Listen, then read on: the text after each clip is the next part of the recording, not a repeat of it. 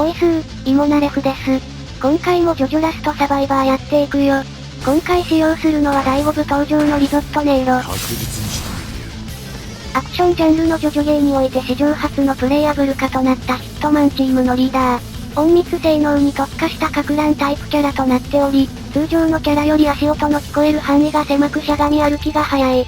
か乱タイプながら通常攻撃はメスを飛ばす射撃となっており、今までのどのタイプとも使用感が異なるキャラ。通常射撃はチャージすることで最大5本までストックが可能。単発火力は射撃では最も高く、チャージした時の瞬間火力も凄まじい。ただしチャージなしで放つことができないので連射がつかず継戦能力に乏しい。当てるための位置取りやエイム力など要求スキルが多く扱いが非常に難しい。次にこのキャラの最大の特徴とも言える透明化能力。砂鉄を身にまとうことで姿を完全に消すことができ、投資アイテムを使われても探知されなくなる。精神力ゲージがある限り姿を消すことができるが、自分が発する擬音は当然消すことはできず攻撃を受けると強制的に解除されてしまう。アルティメットを構えたり自分から攻撃を行う際にも解除されてしまうので、攻める際の位置取りに注意が必要。透明化中はホルホースの曲がる弾丸やキラのシアーハートアタックといった自動追尾系のスキルの追尾を切ることができるほか、奥や素の空間削りのような対象が射程内にいる時に発動できるスキルも受けなくなるよ。ただし完全に透明になるまではその効果もないのを覚えておこう。レベル3から解放される磁力の縫合では体力が減っている時、自動的に回復が可能。似ている効果のノーマルディオ様の自動回復と違う点は、こちらの方が回復速度が速い代わりに回復するのは最大 HP の 70% まで。回復中のエフェクトは他のプレイヤーからも見えて体力がないのがバレてしまうのには注意が必要。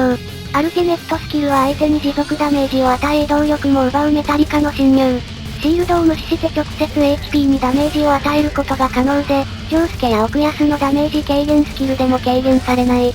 ただし近距離での発動しかできず相手の攻撃射程はそのままなので、命中させた後も距離を取るなど用心深い使い方が要求される。それでは本編行ってみよう。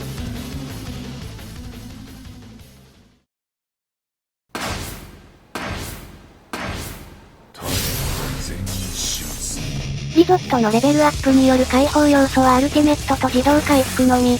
透明化は開幕から使えるため、足音の小ささと合わせて序盤から高い隠密性能を発揮することができる。また他のか乱タイプが苦手とする射撃タイプに関しては、リゾットならば透明化で被弾率を大幅に減らせる。透明化で被弾率を減らしながら障害物を確保し、チャージしたメスを差し込んでいけば射撃タイプ相手にも対抗できる。しかしリゾットの本業はあくまで隠密性能とそれによる奇襲能力。迂闊に射撃戦を続けていれば他のプレイヤーに発見され距離を詰められてしまう危険性がある。攻撃の発生が遅いリゾットは自衛手段に乏しく、近距離タイプに詰められやすい上に切り返す手段がダメージ覚悟のアルティメットしかない。しかも奇襲以外でアルティメットを当てても距離を取る前に殴り返されることは必至なので、そのような状況は何としても避けたいところ。なので近距離タイプの接近に気づいたら迎撃よりもまずは姿を隠し、十分な距離を取るといった用心深い立ち回りが肝心となる。さて、プレイヤーとの接触を避けながら動いていたらいつの間にか残り3人か。近くにいる方はリゾット、もう1人はさらに遠くの高台にいるな。ここはリゾットを狙うよりも高台にいるキャラの確認が大事だな。緑色の建物の中に投資アイテムがあったのでそれを取ってから向かおう。高台にいるのはブチャラティか。鉄分。それはこの地球上でどこにでもある。まずい。なんだ。惜しい気づかれたか。正面方向でもう一人のリゾットが走り回っていたせいでこっちの居場所まで割れてしまった。とにかくここはブチャラティを放置しておくと後々面倒だ。追跡を続けよう。さてこのまま透明化を使って距離を詰めていくか。透明化中は相手からシルエットは全く見えず、通常攻撃の射程距離内に入ったとしても照準が光らない。素早いしゃがみ歩きと組み合わせて使うと、消えた位置から大体の位置を攻撃しても思った場所とは違うところにいることが多い。さてブチャラティはこの上か。アルティメットを当てたいが位置的に厳しいかな。試してみよう。奴はどこかわからない。どこから来るのだ。興味が湧く。なぜわかったのか。やむをえん。スティッキーフィンガーズ。さてと、これから俺はどっちにすべきか。アルティメットをぶち当てておきたかったがまだチャンスはある。地面に潜られても透明化を使えば向こうはこちらの居場所を特定できない。逆に地面から出てくる瞬間を捉えればこちらが先手を打てる。こういう構成の時ほど落ち着いて行動しろ。失敗はイコール死だ。それをやると思ったよ。だが我がメタリカの正体を知ったところでもう遅いんだぞ。お前にもう打つ手はない。お前はもうどうしようもない。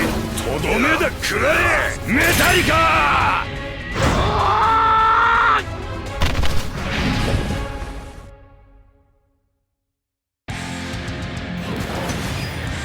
俺はお前に近づかない。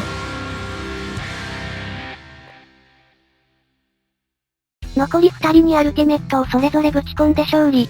ひとたび当てればたとえ地面に潜ってもダメージは免れられない。とはいえアルティメット一発だけでは体力のある相手を倒しきることはできないので、通常射撃できっちり決める必要がある。それでは次の対戦行ってみよう。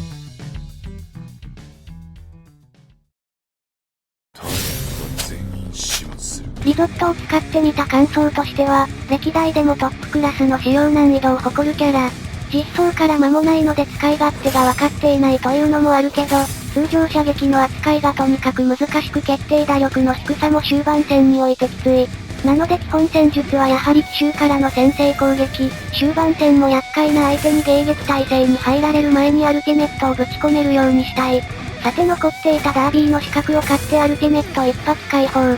しかし残りの相手次第では一発だと決定打力不足なので、できれば2発欲しい。あそこにいるのはロハン先生か。やり方はできている。何かあるな。気をつけよう。次で確実にやるために。厄介な遠隔操作も透明化を使えば正確な位置をつかまれにくい。遠隔操作持ちのキャラがいるマッチングでも姿を消してしゃがみ歩きで動き回れば、建物の中にいても大幅に狙われにくくなり建物をキープしやすい。さてここは安全エリアの範囲外、ロハン先生はいつまでも建物の中にはいられない。やり方はできていると言っただろう。死んでもらう。扱いは難しいがやはり奇襲を決めた時の火力は高い。これでレベルマックス、終盤への備えはできた。あとは姿を隠しながら他のキャラを見極め、戦い方を考えよう。あの緑色のエフェクトは光一くんのエコースタンプか。お、下にはジオ様。近距離パワー型が射程は2から3メートル。くらえ3発建物に吸われたか。しかしヘッドショット1発含む2ヒットだけでも480ダメージ。ザ・ワールド死ねーああ、関係ないリゾットが追いかけられた上に時止めまで測れちゃった。時止めがなくともあの距離まで詰められたらリゾットはどうしようもない。立ち回りには注意したいところだ。さて早いところ安全地帯に向かうか。リゾットは後から安全地帯に向かう場合でも、足音の小ささと透明化で狙われるリスクがかなり減らせるのが嬉しいポイント。さてこのままプレイヤーのいなさそうな外側からじっくり進んでいくか。残り4人、しかしいつまでもじっとしているわけにはいかない。エリアが狭くなりすぎるとリゾットの射撃や移動力を奪うアルティメットが進化を発揮できない。エリアが残っているうちに構成をかけなくては。向こうでリゾットがアルティメットを使ったな。浮かれるな。さあ残り1人、居場所はあそこか。今まで見た感じ時止め持ちが残っている様子はなかったが、叱るべき報いを与えてやる。今までポルナレフが戦っている様子もなかった、とすると、よしアルティメット持ってないなこれは。それさえ分かれば、やり方はできている。鉄分が体内から一気に外に出ちまったらどうなるのか、簡単に言うと、血がおぞましい黄色になって死ぬ前に体が死人になって死ぬ。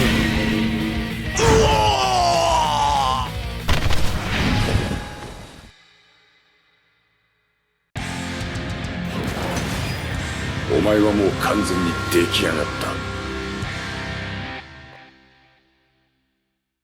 た。というわけでリゾットでした。高い隠密性能による奇襲攻撃で相手を削り、終盤はアルティメットで相手の足を奪って一気にとどめを刺す撹乱タイプキャラ。しかし通常射撃の扱いが難しく、早めに透明化で逃げないと苦手な接近戦に持ち込まれやすいという問題も抱えており、使いこなすのは相当な熟練度が必要。しかし透明化の性能は非常に高く、研究が進めばまだまだ化けそうでもある非常にトリッキーなキャラとなっているよ。それではご視聴ありがとうございました。